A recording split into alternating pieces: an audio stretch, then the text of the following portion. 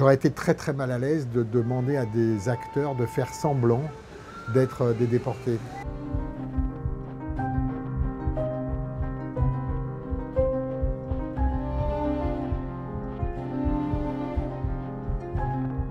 Le contexte du film, c'est la déportation et l'histoire se passe à quelques kilomètres des camps et il y a des scènes qui se passent dans les camps. Encore une fois, ce n'est pas le sujet, ce n'est pas le cœur de l'histoire, mais c'est un contexte qui est assez fort. Et la question de la représentation de la déportation, la représentation des camps, c'est une question qui est très actuelle. Et du fait de la disparition des derniers survivants, du fait de l'éloignement dans le temps de cette histoire-là, la représentation change et se pose la question de basculer dans la fiction, de la perte du sacré, etc. Mais pour autant, il y a des questions qui demeurent, qui ne bougent pas tellement, en tous les cas pour moi, pour quelqu'un de ma génération. Soit vous dites, vous montrez ce qui s'est passé, et auquel cas vous créez des images à peu près inregardables, peut-être même obscènes, je ne sais pas, mais en tous les cas, vous forcez le spectateur à sortir, si ce n'est de la salle, au moins du film, parce que c'est pas... Voilà. En plus, quand vous faites ça, vous adoptez la mise en scène des nazis, ce que je n'avais pas forcément envie de faire. Ou alors l'autre choix, c'est de ne pas montrer, et à ce moment-là, il y a un risque de mensonge. C'est-à-dire, vous dites, vous présentez une image des camps qui est erronée. J'aurais été très très mal à l'aise de demander à des acteurs de faire semblant d'être des déportés. L'avantage de l'animation, même si ça ne règle absolument pas tous les problèmes, mais le dessin, c'est une suggestion, c'est une proposition. Le rapport à la réalité, finalement, je le laisse au spectateur. C'est lui qui tire les fils. Et le dessin suggère. Quand on voit des acteurs qui vont prétendre être des déportés, pour moi, il y a tout de suite quand même un truc un petit peu rédhibitoire. En tous les cas, moi, je ne me serais pas collé à cette histoire-là. Même si, par exemple, le fils de Saul a répondu brillamment à cette problématique-là. C'est-à-dire, c'est sans doute possible, mais moi, je n'y serais pas allé si ce n'avait pas été de l'animation. J'ai trouvé cette histoire fabuleuse, en fait. C'est très rare de tomber...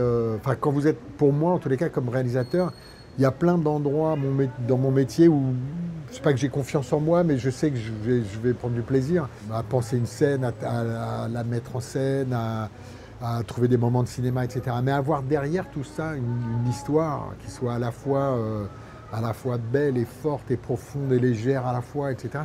Pour moi, c'est très rare. En tous les cas, je dirais que c'est pas mon point fort. Donc tout d'un coup, quand Jean-Claude Grimbert me confie cette histoire, via Patrick Sobelman et Studio Canal, parce qu'on m'a proposé ce projet, et je dois dire que l'animation faisait déjà partie de la proposition. C'était comme un cadeau, en fait, parce que cette histoire, elle est extrêmement belle, d'une simplicité. En fait, quand j'ai lu, je me suis dit, mais j'ai eu l'impression que l'histoire avait toujours été là. En parlant avec Jean-Claude, il m'a dit, mais tu sais, moi, c'est pas trop le truc. Moi, en fait, ce que je voulais montrer, c'est que même dans cette horreur, il peut y avoir des belles choses.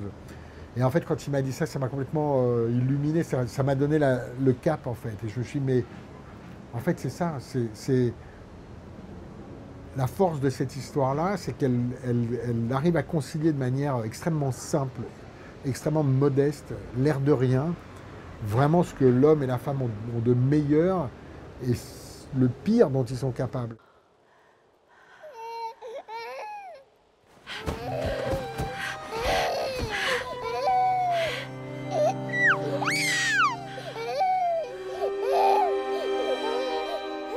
J'ai fait une école d'art avant de faire du cinéma, mais je dessine depuis que j'ai 10 ans, mais de manière très intime. C'est-à-dire, j'ai jamais eu le besoin de montrer quoi que ce soit, c'est juste la pratique du dessin.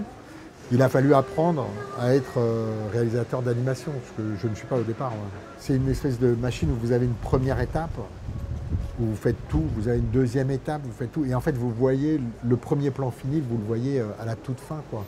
Donc c'est une manière de penser le cinéma qui est très très différente. Vous avez beaucoup moins d'impondérables, beaucoup moins d'aléatoires, beaucoup moins de... tout ce qui est dans un film d'animation est créé, que ce soit en image ou en son. Moi, normalement, je dessinais avec papier et crayon. Donc au début, j'ai fait tous mes croquis, mes trucs, mes personnages. En fait, moi, je me suis occupé que des personnages. Je dessinais les personnages, mais j'avais une équipe évidemment. Et le reste, j'ai fait comme un réalisateur normal. C'est-à-dire, je dis ce que je voulais, je faisais mes cadres, et j'avais des gens qui fabriquaient les décors, etc. Vous travaillez avec plein d'animateurs, vous travaillez avec plein de gens, ce qu'on appelle des assistants, qui reprennent les dessins, etc. Vous faites des posings, des refilms. Donc, en fait, c'est des allers-retours incessants. Donc, le nombre de dessins, c'est énorme. Si je devais compter, je ne sais pas, mais c'est énorme, c'est énorme. Parce qu'ils m'envoyaient un truc, je disais non, je le refaisais, ils le refaisaient, je le refaisais. Moi, j'ai commencé à travailler à l'écriture et les premiers dessins il y a 5 ans et demi. Mais la fabrication elle-même, je dirais que c'est un peu moins de 2 ans. Très rapidement, j'ai dit il faut qu'on bloque le narrateur. Et très rapidement, j'ai dit à Patrick Sobelman, le producteur, on va demander à Trintignant. Alors, ils m'ont tous dit ah, il est quand même très vieux. Et tout ça. J'ai dit oui, il est très vieux, mais c'est la plus belle voix du cinéma français, la plus belle voix. Il y a peut-être Jean-Pierre Mariel aussi qu'on peut mettre, mais c'est autre chose. Mais Trintignant, il y a quelque chose d'extrêmement émouvant. Je l'ai appelé et puis ça a été vraiment une rencontre pour moi, en tous les cas, hyper belle, hyper émouvante. On a beaucoup parlé, il a été extrêmement bienveillant. Il était aveugle, donc il m'a demandé d'enregistrer, moi, la voix pour qu'il puisse la prendre à l'oreille. Et puis sa femme, Marianne Trintignant, l'a beaucoup aidé. Alors, ce n'était pas du tout prémédité de ma part, mais ce texte-là, d'où vient cette voix aujourd'hui, ça prend effectivement une couleur très, très particulière. Ouais. Mais au-delà de ça, je crois que même si on ne connaît pas Trintignant, enfin, il y a une sensibilité d'acteur et une manière de poser la voix qui est extrêmement émouvante.